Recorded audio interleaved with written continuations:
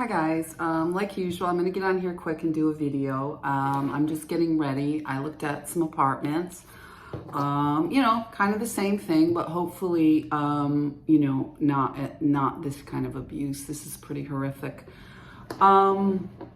He's showing the apartment, so I have to be mindful and make sure everything's okay, and I don't feel well, and so I'm scrambling to make sure everything's okay and pack. And try to apply because the first is coming up very quickly. People will leave these nasty comments about, well, why don't you look at this and why don't you look at that? Certainly in this category, you can't do that. And certainly when you're scrambling, certainly when you don't have that kind of money to do that, certainly when you don't feel well, and certainly we know in certain segments of the looking at this stuff, you don't have that kind of power. So I happened to catch, I'm not responding to too many comments anymore, but I happened to catch somebody had left one about one of the police officers' involvement with my own home. And I'm really happy to see that everybody had the correct perspective that with my property, I went to try and buy it again. Yes, I should have been given the respect to buy out my husband the share. Our house was $40,000. He didn't want it. It was always just a rental to him. And I was living in it. I wanted to stay there. He was harassing me. I posted a video on X of what the police officers are doing. And then I posted this woman who rolled up again, and was harassing me because the house was for sale. And again, I offered to buy it for $80,000. We bought it for $40,000. It had doubled in price.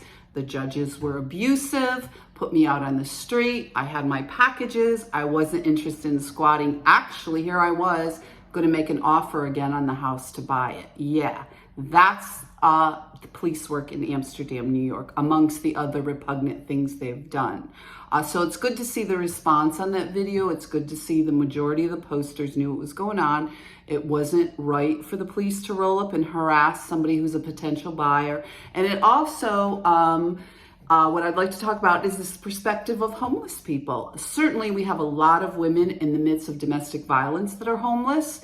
So as soon as you have some packages, you're homeless right away. That means you can't potentially buy a house, which is repugnant. The perspective, and I hear this all the time from people, well, the homeless are a bunch of losers. They're a bunch of drug addicts. They're a bunch of people that don't want to work. They're a bunch of people that are looking to squat or ruin a property. And this was the involvement with the police throughout this entire process, and it's still going on, and it's repugnant.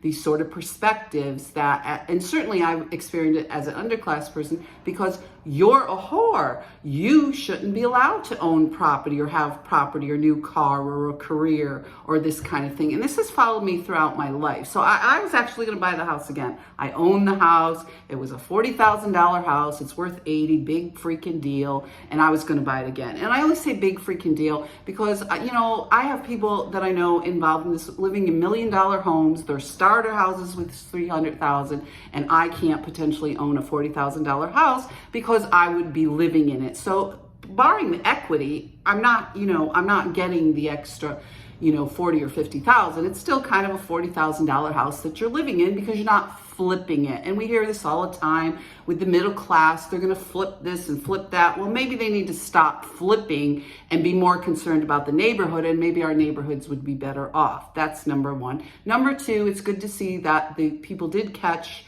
I usually was phobic of them because I was always trying to be a good kid and stay out of trouble. So you really need to know some of the stuff when you deal with these individuals, because they can be very abusive, very looking for trouble, and I don't have a lot of respect for the police in my hometown. I'm not going to generalize. I'm not going to say all, but we know after BLM, we've brought up some of these issues, and they continue, and they've certainly continued in my hometown, because here I was trying to buy the house again because I still didn't have a place to live, and I still don't, and I'm still trying to get safe housing. And this is what women face when these guys all think it's funny to say, oh, the women can be abusive too, and we know that's a bunch of nonsense. So now they can arrest you and put you all through this hell. And then I want to comment, you can check out my half brother and my response to him, because he got on my page and made a bunch of repugnant comments that I thought it's about time that I address some of this stuff, because I don't want to make him this category about him.